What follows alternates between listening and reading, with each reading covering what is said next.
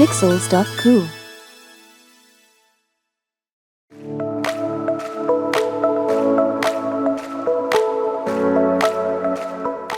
Welcome to you. We've already opened Photoshop. To start creating a new image from scratch, click the New File button here. As you can see, there are tabs here for common photo sizes, as well as film and video. In this case, we're going to create an image using a single background colour and save it.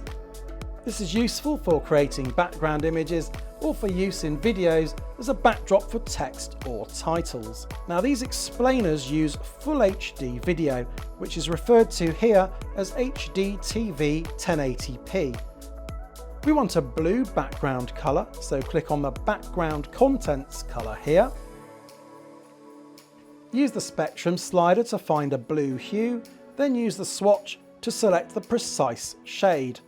And when you're happy, click on OK. Finally, click the Create button.